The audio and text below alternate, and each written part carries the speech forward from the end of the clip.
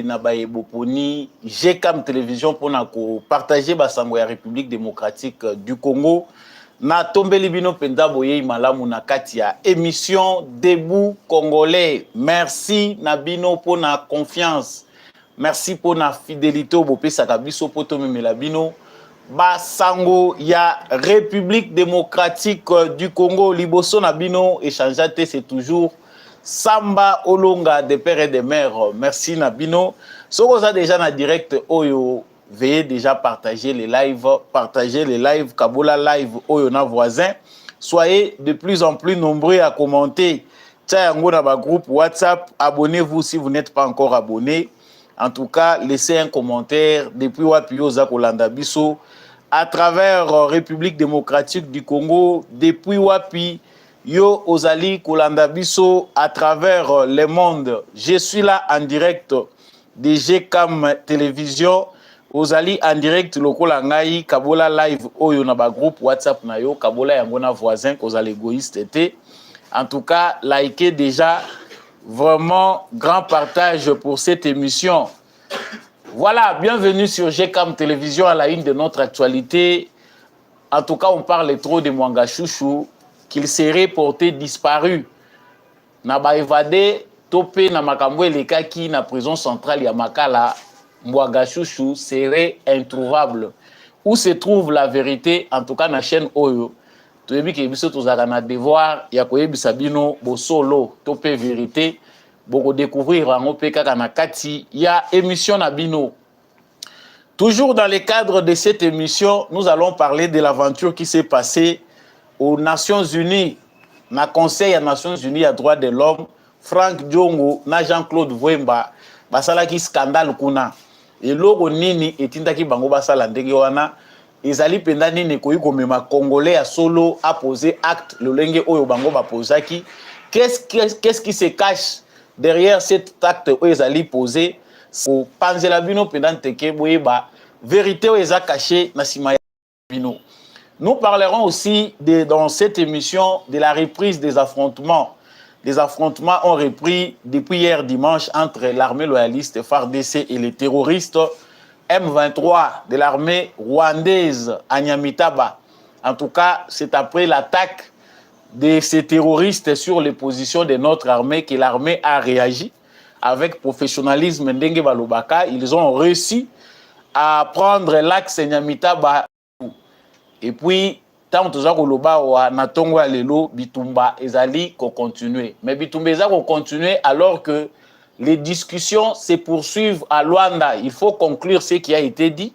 Tokaki déjà que basiba sololi balo ezali soukanango armée rwandaise a retiré ba militaire naie sur le sol congolais. Mais comment se fait-il qu'à Luanda bazali ko solola kotoyo Bitumba et bandi kozonga? Vérité Zali na kati na émission oyo soko za déjà en direct, veuillez partager les lives s'il vous plaît, likez, n'oubliez pas de nous dire Ozali Kolanda Biso depuis Wapi na République démocratique du Congo. Et pour terminer cette émission, nous allons parler des complots. Il y en a beaucoup. Makambo ezali ebele bang sakaba congolais. Dans l'émission oyo, peu importe ce qui présente comme l'actualité, nous finissons toujours par avoir une prise de position qui nous permet, nous Congolais, d'être mobilisés. Est-ce que Félix Tshisekedi Azali solo en danger? Des informations sur qu'il prétendit coup d'État, garde républicaine, tout ceci mis au point que la Nasuka émission pour parler davantage sur la situation sécuritaire du pays. Est-ce que Félix Tshisekedi fois banga coup d'état, Félix Tshisekedi aza en danger, banani balingi babomaye, est-ce qu'il y a eu des accrochages entre ba éléments garde républicaine et d'autres éléments qu'on ne connaît pas? Na émission oyo boyebi ke munoko nanga eza polele pona koloba ba vérité. Toko lobela yango na tombeli bino encore une fois de plus boye malamu na kati. Il y a émission Oyo Debout Congolais présenté par le fils du pays, Samba Olonga des pères et des mères. Ce qui outil qu'on rejoindre Bisoto Salaka Ndengenini, c'est trois gestes simples. Likez, partagez l'émission, abonnez-vous si vous n'êtes pas encore abonné et les commentaires sont facultatifs. Ce que vous allez prêt à recevoir la biso commentaire et biso Zolanda biso depuis Wapi. Et n'oubliez pas que justice ya Nzambe irataka te. Bato mosusu babandaki nange émission bakantike na bosanaka te wana eza rituel ya émission. Yambo ebanda na korapelaka yo kaka ke justice ya Nzambe ezalaka. Soki yo kosalaka mabe na nkuku okanisi ke miso ya bato eza komona yo te. To pe okosala ngo na mpwasa na nko olobi ke yo nde yanke. Yuma na yanke kaka. Nzambe azalaka. Salaka kaka malamu nango biso nyonso tofutaka. Pona mabe tope malamu oyo biso tosalaka. Nazongi sikawa na actualité na biso ndenge na oti kolobelango na sommaire. Ba information ezali ko circuler mingi. Je suis parmi ceux qui étaient obligés de répondre na ba question ya bandeko baza kotuna biso. Na yambi ba appel ya bato ebele kotuna ngai yo zo kolobelango te Mwagashushu EU. Boza komona te ke mboka ezoko kende mabe, comment Mwagashushu peut fuir la prison? Est-ce que Tshisekedi sera en sécurité na lolenge ya boye oyo boza ko gérer ba prisonniers dangereux? L'information d'abord ezali que c'est faux. Bato baza ko publier que information que Mwagashushu akimi prison, baza ko pesa fausse information. Mwagashushu n'a jamais fui la prison. Mwagashushu aza na prison ya Ndolo. Ba avocat na ye, équipe na ye, bazalaki kosenga transfert na ye na prison ya Makala. Ki akende kuna po baluka ba condition nini ya malamu bakotya ye, lokola aza na mwa kantuku bianza. Baboya ki nanu esalamite, il est toujours à la prison de Ndolo. Mais d'où vient cette information qui consiste à dire que moni baboka ki prison Mwagashushu akimi awa toza kolobaza lisusu te déjà bakimi si à Koti Rwanda. Ngai nazaka nanga munoko polele. Dans les réseaux sociaux, il y a ceux qui sont spécialisés dans les inventions. On peut inventer du n'importe quoi pour le buzz, on peut inventer des informations. Mais ba invention na biso pe koko za la nuisible pour la sécurité en mboka. Ba invention na biso pe et affectaka opinion publique na biso. Si aujourd'hui les Congolais dans le 21e siècle, tozali parmi le peuple le plus manipulé du monde, c'est parce que culture na biso et information ezali malamu te. Écoutani lelo na ba réseaux sociaux ndenge ezali ko répandre ba information sans vérification ni quoi. En tout cas, ce qu'on a préparé à l'ère des réseaux sociaux, on va consommer kaka biloko ya kopola. Ce qu'on consomme ya malamu, c'est que betani na libaku malamu. Ya bato yo bazali na souci. On a Congo, il faut kaka mwandambu ya patriotisme pour que quelqu'un arrive à vous donner l'information vraie. Soto longoli yango et comme commerce, soto longoli yango et comme manipulation. Et au moment où nous parlons, parce que ce qui est triste, c'est que le gouvernement congolais attend beaucoup de temps pour n'accomplir sa rabatou vérité sur les cambo oyo ezali ko circuler ezali fausse rumeur, mais au moins pour na biso gouvernement na biso atika kanaye asa yebi na ye ke Tshisekedi Félix azana ba communicateur robot oyo bakosala musala wana ofele, c'est-à-dire ba potana na bango e inde la bango kuna biso tokolobaka ka soki Patrick Muya yaye asali point de presse hebdomadaire, ceux qui paient journalistes à tout mutunate, il s'en passe. À l'ère des réseaux sociaux, ceux qui gouvernement azako kanisa que ce qui se passe dans les réseaux sociaux, ils allient à ba influenceurs na banani ezako suki la kuna, c'est dangereux pour le pays, to ko banda kozala kaka manipuler. Mwagashushu en prison, déjà informe qu'il est à l'extérieur. Et cela pousse certains même à dramatiser. Balobi abimaki coup d'état lingue salema basali boye mutoyo azane na capacité analyse te, il se sent en insécurité.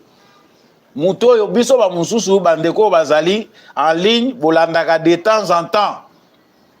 Boyebi que te ceux qui na landi kingandi na koko information bien malgré peu akosaka na hier moko mais ceux qui na landi na koko information eza logique, vous savez avoir des repères. Mais ça na batu mususu bazana temps wana te akolandelaka qui a fait quoi, comment ça s'est passé, batu belé baza penda na temps wana te. Ça c'est une interpellation à notre gouvernement. Batu oyo baluka ki ba s'évader, ce qui s'est passé à Makala loin de ce qu'on interprète au coup d'état, préparer qui coup contre Mokonzi. C'est un grand sabotage venant de l'administrateur, de la politique. Oh, tireur de ficelle, il faut créer chaos. Ils doivent travailler avec les structures, bateau, bazana prison, militaire et ceci, pour créer kuna bangoana. Certains dossiers. Oh, le ministre de la justice a une prétention à la mingi. Le ministre de la justice a la mingi ba dossier wana, il faut bali musango. Comme ça et permettre bango qui basa la manœuvre na bango. Des dispositions sont prises par le gouvernement pour permettre à ce que Bamakambouana et ça le malissou sous le lingue wanati. Moi je crois à mon niveau que na répondre na likambouana bato bazali na tembe. Ils peuvent se diriger parce que ce qu'on lingi pose à la chercheur ils mabete aller à la prison centrale d'Indolo, demander à l'administrateur de cette prison là, mutaza ko gérer prison wana, c'est un Congolais. Il sait orienter les gens pour na ba information eza ya solo ndenge biso pe totuni. Mutuana aza évadé te, aza na Rwanda te, il est au Congo comme d'autres Rwandais qui sont arrêtés qui se retrouvent dans nos prisons, bazali awa. Sango ya mibale toko lobela na kati actualité na biso ya lelo ezali vidéo oyo tolandaki weekend oyo mobimba. Weekend oyo tolandaki théâtre où les gars qui na Genève. Moi j'appelle ça comme ça, bandeko belé bolimbi sangai pour ceux qui ont des tendances différentes, mais ça paraît un peu comme du théâtre. Tout le monde ba mikolo, ba vient na biso moko ya mikolo. Mususu pa bandai ko lata munyere lokola ngabwe na ebité soki abwaka ngo to pe asala ndeni. Mais ils étaient tous un peu comme ça. Ba viewana na Genève ezali Franck Diongo na Jean-Claude Mvwemba ba ke ko assister na conseil ya droit de l'homme na Nations Unies. Ba sali scandale parce que ba ye ko interrompre o ezali ko leka na kati auditoire.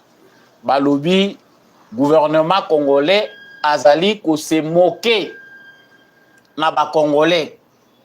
Les Congolais ne méritent pas bakosa bango. Il y a eu un génocide.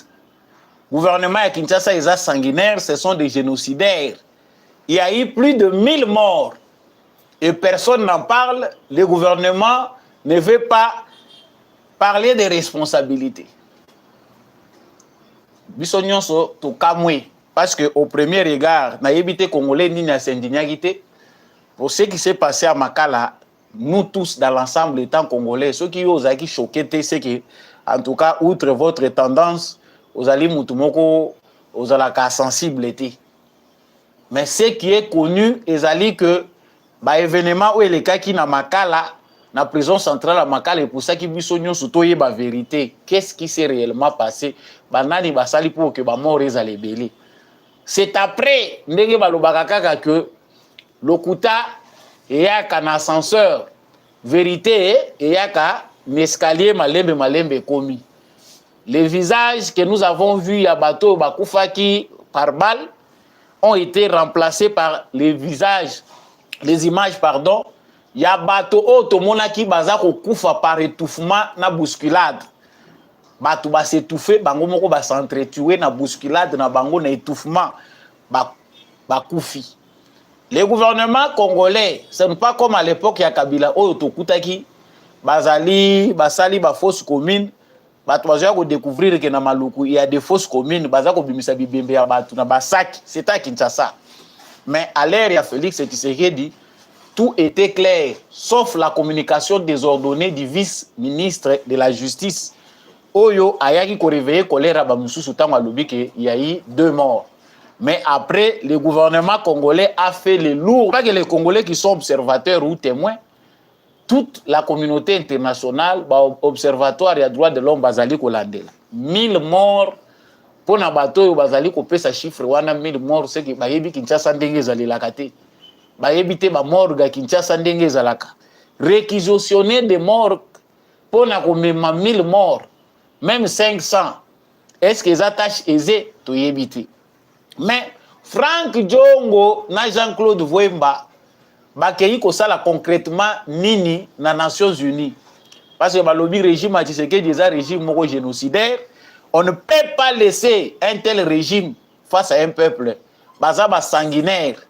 Massacre bazako sala ya population civile les ont mérité que tout tika ngondenge wana. Il faut sauver le peuple congolais. Tant que nous discuter na bandeko belé toujours ko lobela makambo parce que tu échanges kango makambo Congo eza passe. En passant, j'ai dit na ministre de la justice et ministre ya jeunesse à l'obito pe sa Congo chance à travailler makasi pour image oyo bandoki ya Congo balingi ba pesa ya Congo eza image moko ya mboka moko sans espoir bato belé ba bandaka ko continuer ko kima mutu azwi mbongo moki akoko investir chez makimi à se retrouver libanda. Franck Diongo et Jean-Claude Vwemba étaient ici au Congo bazaki na kati yao. Tout allait bien lorsqu'ils étaient quelque part. Franck Diongo, lui, quand il avait quitté la prison à Mounina Numupepalibanda Kitoko, il était bien avec Félix Tshisekedi. Là, tout allait bien. Sauf qu'au moment où Franck Diongo a moni qu'il n'a pas gain de cause. Et là, il y a un Tshisekedi, pression à Zako Chapo Bapé, ça y est, poste à Monique et Kosimba Lissou-Souté. Franck Diongo s'est transformé en opposant. A commis opposant à Félix Tshisekedi. Jean-Claude Vwemba également, côté le président de l'Assemblée provinciale, tant que Monique va bousculer, na ba député ba ndegone ba Monique a improductif. Tant que a perdre position wana a Monique pour na que le Congo est commis passi. Congo est otambola lisusu malamu te. Deux fois, nous allons prêter attention na bato bazako lo babilo kwa boye ceux qui toyebi bango malamu te. Ça, ce sont des produits finis qui cherchent des spectacles. Pour na kolekisela nango ba Congolais tant. Nous en parlons parce que les gens ba Congolais naïfs qui peuvent prêter oreille na ba discours ya modèle wana. Félix Tshisekedi soka azalaki penda ya solo dictateur ngana kanisi ke libanda ya Congo. Ba ngai bazalaka ka ba Franck Diongo te ba Jean-Jacques Mambé les autres. Elingaki etonda. Mais lokola basi ba comprendre le point faible na ye c'est l'amour qu'il a. Te totika bato basangana. Tozala clément vis-à-vis na bango. Pour tout unité à la réconciliation ezala batu musu ba moni yango ekomi pona bango fond ya commerce ça dit na Congo lokola Tshisekedi azana mutema ya Kabila te ya Mobutu te ya kesoko sukisi mutema bakoki ko bomayo tout nous est permis.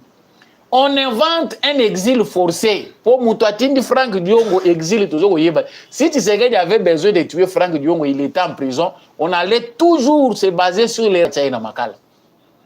Mais tout le monde a dit maman bimiao. Parce que là, on se demande, on se pose la question. Tant que Franck Diongo a dit la makamboazo, la maman, la famille, toujours le monde a bangoté.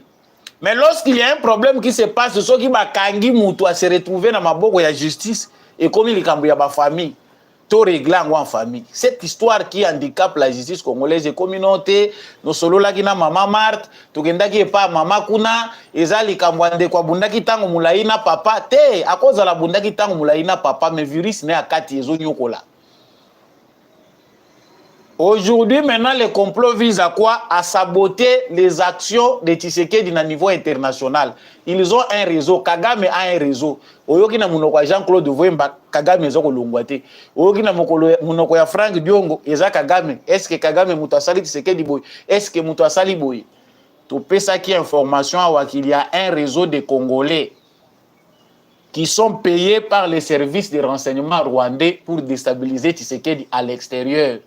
Bakobimela awa par la grande porte que bazako bima bake ko sala na batour na bamboka bapaya mais njoka bakei ko participer na musala bazako sala. Franck Diongo, Jean-Claude Vwemba, les journalistes qui parlent beaucoup à quoi maladi ndeke wana. Ozui Jean-Jacques Mamba, on en passe les Bob Kabamba. Oya zalaka ceux qui analystes, ceux qui a TV5, ceux qui a banane. Il y a un vaste réseau, il y a ba Rwandais, ba s'associer na ba Congolais. Comment déstabiliser Tshisekedi à l'international. Et ce qui est pire dans le moment où c'est qu'à l'interne, des gens travaillent aussi pour créer des chaos.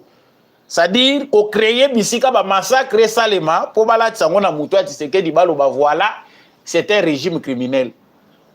Qui veut noyer son chien, l'accuse de rage. Nous n'avons pas d'argument pour mener une opposition claire à l'intérieur du pays. Pour Awana Congo, ce que Franck Diongo fait na Jean-Claude Vemba, c'est l'échec d'une opposition fiable. Ce qui opposition pendant à solo ezalaki animé par des gens qui ont l'amour du pays, il sera au pays sans problème. Pe bolingwambo ke pusaka mutamona clair. Si Etienne Tshisekedi est devenu grand, à Koufi populaire, ba Congolais bazo lingaye, il était constant dans son combat. Azalaki très franc, atamboli tout droit. Mais lelo oyo, échec ya opposition. Le rôle à Tshisekedi, azali penda kotambola na respect na ye ya kubanga personne humaine, respect à droit de l'homme, et salut que ba opposé belé bazanga musala. Ayebi ke nako kolobalanga banda tongo tipo quoi. Yango te muteko ningisa Tshisekedi, aza pe l'intention ko bomaka batute, il faut tout créer yango. Ceux qui sont en train de le faire, tout le monde a qui teste awat. Ba Fayulu, ba Sali, ba Marcha, ba Mekina, ba Moïse, Katou. Police qui a voulu nous tuer, ils ont voulu même inventer des histoires pour na kolakisaka opinion internationale que nous sommes face à un criminel zéro. L'échec de l'opposition congolaise pousse Paul Kagame à créer des Congolais ou bien à s'associer à des Congolais de mauvaise qualité. Awa toza koloba awa Franck Diongo, Jean-Claude Vemba viennent de démontrer qu'ils sont des Congolais de mauvaise qualité. Ceux qui a solo ba élite ba koki ko élire bango na élection. Pour les élites, non seulement les députés et autres, ceux qui ba élite ba ponaka bango na mboka. Je ne pense pas que Franck Diongo na Jean-Claude Vemba tunga to pona bango. Bato bazota la Congo na libanda bazota la balobi mais muto yo na mboko ya boye batu nanu ba mesani na démocratie mais azo arrivé ya kobunda ko respecter ba droit ya batu. Ça c'est quelqu'un de préparé, aza malamu. Mais les Congolais qui y sont pensent que lorsqu'ils ne sont pas aux affaires, ils doivent trouver un moyen pour accuser leur pays. Chers Congolais, cette affaire est grave. Ils ont nécessité que Bissonio soit Congolais tout le Melalicambo. Nous voulons le développement. Biso tolingi ke Tshisekedi asala malamu mboke avancer, ba améliorer qualité à gouvernance. Mais il y a des Congolais, des faibles parmi nous, qui ont l'intention d'être achetés, bakendaka koluka mbongo libanda ya mboka en détruisant l'image du pays. Mboko est détruit sur le plan diplomatique, on ne parlait plus Congo. Grâce à Félix Tshisekedi, diplomatie à Félix Tshisekedi nde sali que lelo oyo mokili mobimbezo lobela Congo. Lelo oyo affaire ya Est ya Congo ezali devenu une affaire mondiale. Tout ce qui se faisait en secret est lelo connu dans le monde entier. On sait que c'est Tshisekedi qui l'a fait. Muto abimisi yango polele boeza Tshisekedi. Mais le frère de Tshisekedi se retrouve dans le même pays. Oh, Tshisekedi a qu'à déboulonner le système oyo Bakagame na Bakabila Bachaki pour étouffer l'image du pays. Les Congolais y retournent pour aller combattre Tshisekedi. Baza ko combattre Tshisekedi te bazo combattre nde biso ba Congolais. Si nous suivons ce discours-là, réfléchissons 2-3 fois pour comprendre que tant que kende sous lobby na ba élection, bo pona ba Congolais à seconde qualité ti. Moi, je comprends pourquoi Jean-Jacques Mamba a échoué aux élections, pourquoi Jean-Claude Vemba a échoué, pourquoi Franck Diongo a échoué aux élections. Nzambala la kate, il n'y a pas d'hasard. Ma prière pe batumusu baza ko salaka awa yozo mona il fallait que batika yeba pesa ta poste et ça na bato baza ko mériter te to pesa bango ba poste même na ba bureau ya quartier même na ba venu soki ba yeto longoli bango. Yango tozo yebisa papa Félix Tshisekedi Zwa longola carotte tiango mupanzi toyebi ki carotte na yo eza pona réconciliation unité bato ba panzana te tozala bomoko mais soki omemi biso kaka na rythme oyo vous allez quitter le pouvoir et nous laisser encore avec ces dinosaures. Bato oyo bazoluka baboma constat mutamba oyo soko tiki bango na politique en tout cas quelque part vous avez échoué à votre mission. Faites aussi de votre mieux, pesez de votre poids. Koti que la biso classe politique a été remplie de mouboutistes et de kabylistes. C'est une responsabilité partagée. Certains Congolais pensent que tout, les Arandengé tozoko akile tulobi Tshisekedi ne nomme pas, ne fait pas ceci. Tshisekedi doit finir qu'on nomme bango parce que dans leur région, vous faites des rois. Soki bato yo na ba région na bango, bino boboa kisi bango bolobi que vous avez détruit le pays pendant longtemps, tolingi bino le sous-souté, ils n'ont pas de soubassement.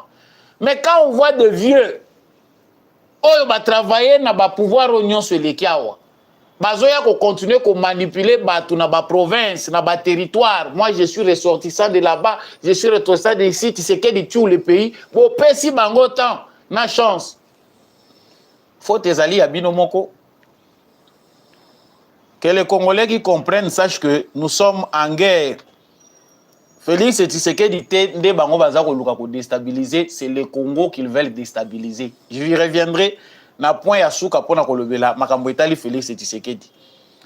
Chapitre oyo musuzu toza ko kota awa. Vous qui êtes en direct, chers téléspectateurs, partagez les lives et surtout n'oubliez pas de liker. Bo liker, bo partager live topé actualité na bino.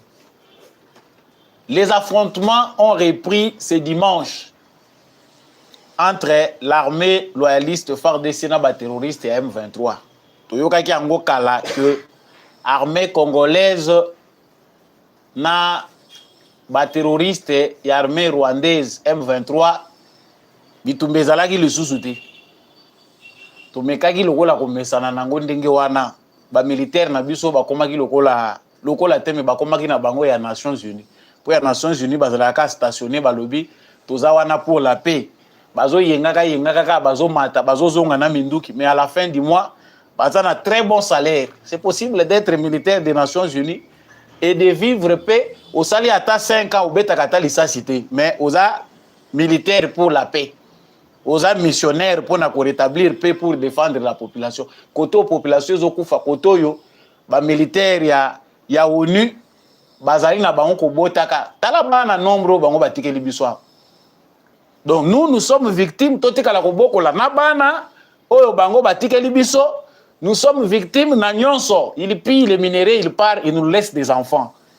Vous m'excuserez les termes, on a encore des enfants bâtards qui ne savent pas leurs parents. Ah ba mususu ba contingent mususu ekeyawa. Tuzu kokoso umoni ba maman na biso mususu ba komi ko se présenter na bana balobi, il y a des contingents tels nde mutu batika ki bano. Ça a été toujours comme ça depuis les Belges. Ba affrontement oyo ezalaki suite il y a attaque lobby, il y a ba M23 na position ya armée. L'armée loyaliste ezalaki attaqué na Nyamitaba na Masisi. Boyebi que soki ba discussion ezali Kagame amizaka gros. Pona ye atalaka na deux fonds. Biso pe conseil toyebisaki na gouvernement na biso ezalaka que tango tozo bunda boye côté diplomatie to moni que to marqué yebi to créaka déjà équilibre. Équilibre et force sur terrain de sorte que bi oyo to marqué wana à l'extérieur baya ko chabi sauter à l'intérieur. Ezaki conseil to bande ko pesa. Mais pendant que les événements vont très rapidement, basi balobi que Kagame aza d'accord pour na ko retirer ba militaire na ye. Facture ya guerre ezalaka kilo. Pour un petit pays comme le Rwanda, sans la complicité des États-Unis, de l'Europe, tout moniter le lengenini au Rwanda a ko résister na guerre face au Congo. Donc il faut envelopper yaka yelo rolaza bouc émissaire na bango aza porte ya pillage na bango basalaka. Il faut renforcer kaye. Mais plus les taux montent, plus la mobilisation monte du côté congolais, Tshisekedi a démystifié bango, plus enveloppe oyo bazaye kotinde la Kagame ils ont diminué. Toza ko telemelaka ba source na ye approvisionnement, c'est ce qui fait que mais ba conclure na ba service à renseignement. Ba conclure etikali ba ministre ya affaires étrangères ba kende pona ko poser oyo déjà basi ba solo laki. Au même moment, Kagame a cherché à faire comprendre les terroristes qui utiliser que ceux qui bino bolembisi maboko, sachez que vous avez ici kaboko kendete. Tomoni 2 semaines au nyonso M23 a tia pression. Balobi que bango pe bazako luka Tshisekedi a offrir bango porte ya dialogue. Ba mususu ba ke ko lukatina sasu. Ba mususu ba kei ko bazolela pas président Angola balingi qu'il y ait lisolo pour ce qui te porte ya kokote là ezate Tshisekedi pe na ngambu na ye soki Serge Tshibangu musala esilaki awa toyebi te soki ezali demo ya kokutanaka excès ya kokutanaka na ba Rwandais esanisaka makanisi toyebi te. Lui qu'on envoyait souvent a commis na ba dernier jour na ye, il pense que lui ndé muta commis très intelligent. Ba koti sa ba M23 na négociation. Ça c'est ce que Tshisekedi ne veut pas entendre d'une oreille. Alingi koyoka ngoti. Ndé affaire oyo place etelemeli yango wana. Comme Kagame sait que engagement oyo baza kozwa na Luanda eza engagement moko sans retour. Et que ezali obligatoire que les militaires n'aillent pas bima sur le sol congolais, il doit créer un événement pour retarder la situation. Non, moni batakaki, babitumbeza en cours, ezanga ité tout ça. Papa yo bimisande ba militaire na yo, ba oyo batikali sur terrain. Congo yemoka aussi la nana bango. Ba meki lobby ba ke ko attaquer position armée ba bosani que chaque jour aussi qui passe ces derniers temps armée congolaise azane ko se positionner na ba point nyonso stratégique na ba information bazui ba attaquer armée congolaise a repousser bango pe azu contrôle la localité moko pe ba localité mususu lelo na tongo lisusu ba bandi lisusu ba bombardement. Ils ne le font pas seuls, yango tolobaki que oui ya Kagame et ko yiko lalisa bisote. C'est vrai que la guerre a commencé de là-haut. Bateau basaper pompier oyo bazali à la base il y a processus à Luanda. Bangonde bakolo guerre oyo. Alors ne prenons pas pour Kagame wana. Tokoyi kozwango pour argent contenté. Préparons-nous en conséquence. Entre-temps toyebi ke oyo eza ko sale masoki va finir par co-signer. C'est une conclusion et sili. Tokozonga lisusu te poto ya kolobela lisusu le kambwana toyoka ke o processus mususu Tshisekedi na Kagame sikoyo bakutana. Il n'y a rien de concession là-bas, tout est clair. Soko lobaki FDLR biso tosi tondimi FDLR ola kisa biso FDLR nyonso yo yebi tozoko bimisa ye ozwa bango. Mais pourvu que après processus wana yo pe bimisa ba militaire na yo nyonso. Ba FDLR baza combien? Une dizaine, 5 FDLR. Ote ba wana nde mutu baza quantité mais to moni ba mususu bokotisi bango na armée na bino. Est-ce que au Congo on a besoin de FDLR pour l'armée? Tshisekedi seulement na espace il y a une année a lancé recrutement plus de 100 000. Toujours que de vers 200 000 sikoyo ba nouvelle recrue. Il y a armée congolaise. Est-ce que pour ça on a besoin de FDLR? Baza ba brave ya ndenge nini oyo gouvernement congolais kozana bango besoin pour acha bango na kati ya armée. Le Congo compte aujourd'hui plus de 100 millions d'habitants. Le Rwanda a soki na 13 millions, soki pe 12 millions, toujours koyeba pe concrètement. Kinshasa yango moko eleki Rwanda na ba habitants. Est-ce que nous avons besoin de FDLR pour renforcer notre armée? C'est clair que eza alibi moko pour faire perdre le temps. Donc les affrontements qui ont repris hier, les lelo lisusu affrontement wana et bandi lisusu. Kagame a toujours marché avec un plan de sabotage. Soka sa yebi que ekokokisa mabongo pression ezali akobomba agenda na ye mususu na sima. Yango tozoyebi sa gouvernement congolais qui il faut le dire tout haut. Biso toboyi conclusion ezwami kuna tozongi oh nous prenons la communauté internationale et la communauté nationale en témoin. Les communiqués là ça fait mal aux oreilles des Congolais to di ko yoka ngoli lisusu.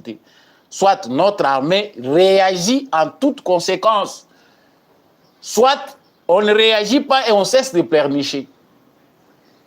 Actualité, il y a Souka. Actualité Nabiso. Merci pour tous ceux qui nous suivent en ligne.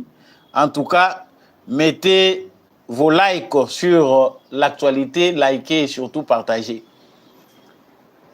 Félix Tshisekedi serait en danger selon certains. Ngai pe sambolonga na mona makambu. Ezakaka yo zolobela ba sujet mususu te président en danger, bolobaka président kozala en danger combien de fois?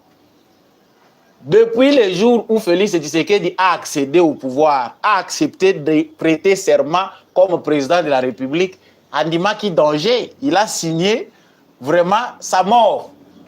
Okoye kondimate pona mboka lokola Congo okomi président avec la volonté de vouloir changer les choses et que omona liwa na misute et koleka yo mbalebele Et surtout, ce qu'on a la volonté pendant politique et Makamboué changer. En tout cas, Congo, les pays moko, ce qu'on est président de la République et qu'on s'allie c'est qui pour les cailloux, c'est facile. Même les Congolais, parce qu'ils sont déjà habitués à ça. Plusieurs informations sur qu'il, des complots, gardes républicaines, pour les gens biloko mususu, il y a un vous qui aimez Tshisekedi temps, priez pour lui. Lui aussi a le devoir de rester droit avec son Dieu. Il a accédé au pouvoir comme par miracle. Comme par miracle, mais c'est un miracle. Parce qu'il n'avait pas le soutien du monde entier. Ça,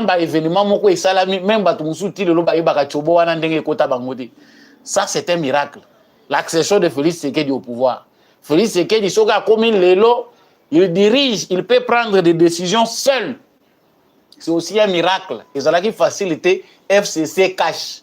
Il faut qu'il y ait un côté de trajectoire, virage, mais dans le stade où Tokomi, Tolobaki a déjà depuis longtemps qu'il sera combattu, même chez lui à la maison.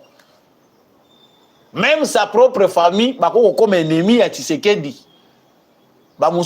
Sachant, ne les sachant pas, comme ennemi naïe.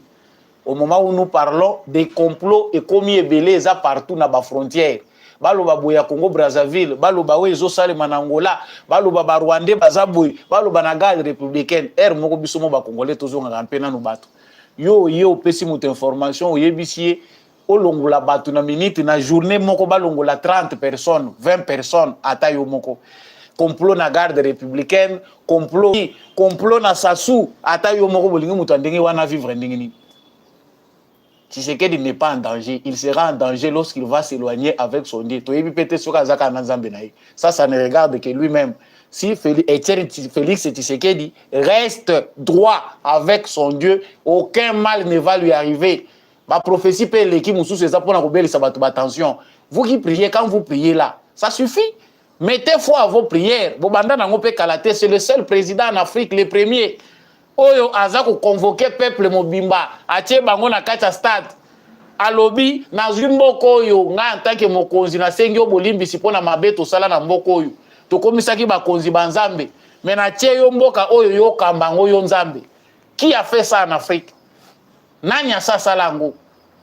Mais vous perdez votre foi pour rien, chers téléspectateurs, en tout cas pour ceux qui croient, chrétiens ou musulmans. Si vous croyez réellement en Dieu, cessez de vous agiter. Tshisekedi aza mutu nzambe nde espoir. Erreur ezana ba congolais ba fabrika ka mutu bolingi kokomisa mutu nzambe. Bokomi siko bokomi na point oyo bomoni limite na ye en tant qu'humain bokomi ko s'inquiéter. Yoko cha mutu nzambe te Tshisekedi n'est qu'un passager, il va faire sa part. Lobi nani ayebi qui sait? Nani akozala président ya Congo avec précision, qui le sait? Chers Congolais, je n'ai pas beaucoup de détails à vous donner là-dessus. Bande kwebele oyo bazali kotindela ngai ba information bozali ko se plaindre mingi sur la sécurité du président. Le président aza protégé, mais priez pour lui. Les complots sont multiples que oko se concentrer sur ba complot wana nyonso. Soko oza na 50 ennemis ata yo moko obando vandela bango nyonso banda tongo, tu finiras par ne rien faire. Fais ce qui est ta mission. Soko oza kaka juste oza droit, oza missionnaire, mission na yo eko s'accomplir. So yo moko ndo okoti na distraction, eloko toko kosenga na président na biso, eloko yo bato yo boza makasi na prière, lokola ngai parce que je suis aussi intercesseur pour le Congo, pas seulement pour Tshisekedi. Eloko yo munene biso toko yiko sala, c'est de les conseiller. Il peut changer certaines choses na façon na ye ya kosala. Trop bon, trop kuyon de balobaka na français, bola mwele kate, changer batu mususu wana, luka ndenge nini, ukokipe pour éviter batu mususu. Il le fait déjà si bien. Batu nyonso babandaki na Tshisekedi na 5 ans ou te koleka. Botanga nombre batu boni a Longoli. C'est parce que les Congolais ne comprennent pas. Tu peux être très intelligent, na savoir faire na yo auprès à président, mais la vision c'est celle du président. Les décideurs c'est lui. So yo za conseiller komi benga tout puissant kingandi. Mais c'est grave. Tango tozo kendaka ko continuer ko enchaîner kaka ba problème sur ba problème. Oh Tshisekedi azolongola bat et comme likambo ya ba clan na ba tribu, ba longoli parce qu'aza benanani, ba longoli parce qu'il est de ceci. Comprenons les choses. Tango acha qui est conseiller na ye, ayaki ko tuna bino benanani ki na cha ye conseiller. C'est nous qui rendons les choses compliquées, chers Congolais. Tshisekedi n'est pas en danger. prions beaucoup pour les pays, prions aussi pour lui. Nous verrons que la plus grande responsabilité nous incombe. Nous Congolais, nous avons beaucoup de choses à changer, nous sommes Congolais. Nos mentalités pourries. Pas ça, mais on dira salité. Hein? À ça, sali, mais il faut changer quelque chose pour moi. Ça, sali. Ma prière, monsieur Zaranango, va passer temps. Aux autres, ça nous a inutilement. Aux autres, des comportements, il faut adopter. Jusqu'à ce que les Congolais comprennent qu'ils doivent changer, d'être vivre changement intégralement dans la vie nabiso. Émission, il y a lelo et comme na suka, télévision ezalaka ngonga. Ce qui na simbi koloba et aussi la lelote. To aussi les saka mokolo moko te to lia kango déjà chaque jour. Merci de matondo mingi. Na mwana mboka mbi à chaque wazaki na sima caméra pe na réalisation pour cette émission et comme la bino matondo mingi na apôtre Gérard Kabeyachovo. Merci mingi na l'homme de la vérité des urnes Jean-Louis Chimbalanga. Merci pour la présentation du livre, on y reviendra. Merci na papa Boniface Mpunga et bon anniversaire, bienvenue une petite fille aïe na famille à papa Boniface. En tout cas, félicitations à maman, félicitations à papa. Merci mingi na papa Michel Lumakaso, papa Maurice Kikangala, merci mingi na maman Bill Bilonda, papa Freddy Ngwama, maman Lisette Mombendu. Merci na baignon so bolingaka émission ensemble Olonga, vous qui nous suivez en direct. Je vous aime beaucoup. En tout cas, vous pouvez revoir cette émission comme vous le voulez, toujours sur la même chaîne. Likez, partagez les lives, on reste ensemble, c'est dans l'unité et dans l'amour que nous allons reconstruire notre très cher beau pays. On se dit au revoir, on se retrouve aussi prochainement.